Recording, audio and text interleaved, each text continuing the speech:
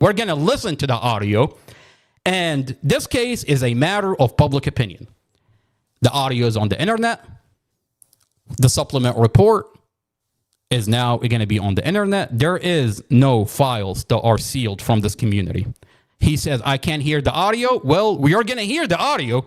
The community is going to hear the audio. And we're going to get to the bottom of how this investigator conveniently said, I can't hear the audio. And the most crucial piece of evidence, the foundation of this case, he can't hear the audio. Mustafa stated again, I love this girl. I didn't want to leave, but I was really upset at the fact that I was not in the loop. Some of the next part is inaudible, but he referenced someone at that place. Mustafa stated, then I forgave her. Mustafa stated, the day of the accident where I woke up in the afternoon, there was an argument back and forth relating to that. Mustafa stated again, it was just back and forth about the same stuff, about the guy next door, referencing my original statement of the original report, argument, and context inside the vehicle. He had never talked to him before until that night. He dropped the kids off at the neighbors.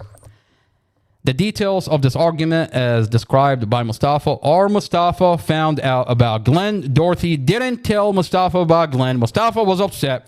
He wanted to leave. Dorothy apologized. Mustafa took her back. Mustafa then contradicts himself and states he doesn't remember arguing inside the vehicle. Mustafa said, we were good. Dorothy sent him money to fill up the gas tank in the car. When questioned twice about the argument inside the vehicle, Mustafa was able to recall the argument 2 days prior that carried over into the morning before the collision. Please see the forensic interview, the child interview, for further context about verbal and physical abuse related to the argument. Reference Glenn, the neighbor. Mustafa described the same argument the afternoon he woke up, and his last reference off again. It was just back and forth about the same stuff. The same guy, this investigator, assumes the contest is related to inside the vehicle after being asked multiple times about the argument inside the vehicle. Okay, so you read this. The investigator is talking about he can't hear the audio. That Mustafa, he never corrects that Mustafa never said I was arguing inside the vehicle. I mean, when you read this, reading this, the supplement report, reading the original report and reading the supplement report, he never corrected it. He never fixed that Mustafa never said I was arguing inside the vehicle. The original report shows that this investigator wrote, Mustafa stated I was arguing inside the vehicle. The supplement report show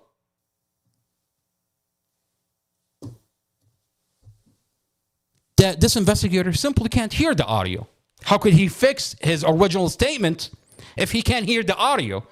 Let's listen to what Mustafa, the actual recording. Now that you read the supplement report, let's listen to the recording itself. And the question is this investigator falsifying Mustafa's statement? Did he lie in the police report?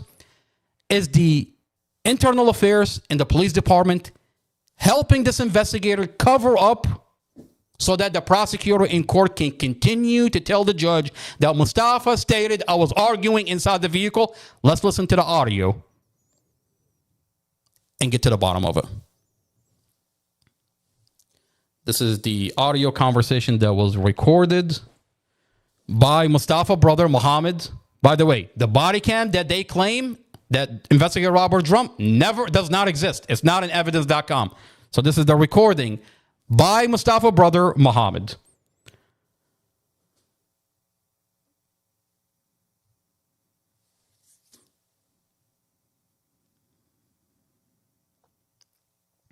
Before we listen to this audio, I think it'll be a good idea to play the body cam of Robert Drum and what he's telling you about what actually happened inside the vehicle. He's telling you that the dash camera is going to show that Mustafa is arguing with Dorothy. Okay? And then we'll play the actual dash camera. that's going to show that this investigator is lying about the content of the dash camera. There is no argument inside the vehicle.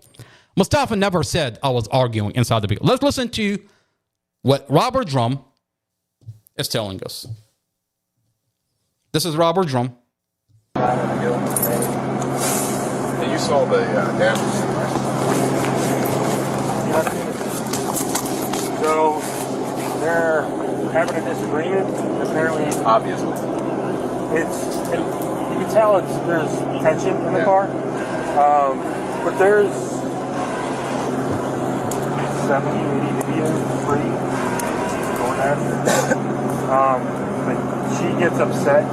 He's lecturing her or talking to her. She gets upset, and then just see straight face. Just all of a sudden, her steering wheel on the left hand. You see the front of the car too, who's driving, and you see the inside of all the occupants and the little girl in the back. You can tell the seatbelt's behind her, and that big speaker, the black one, is sitting right here above her head. He's driving along straight face.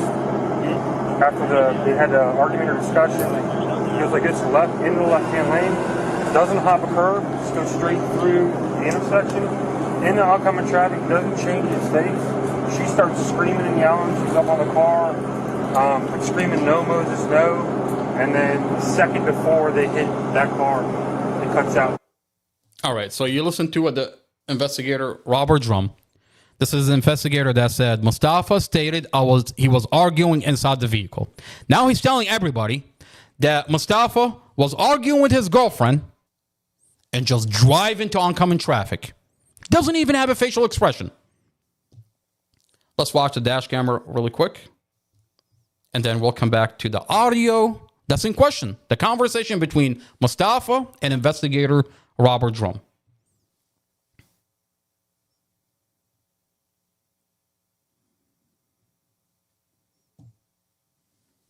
This is Mustafa. Moments before the dash camera cuts off. Now, this dash camera cuts off before impact. When I log into the police department and I retrieve the dash camera, all they have is a dash camera that cuts off before impact. Where's the rest of the dash camera?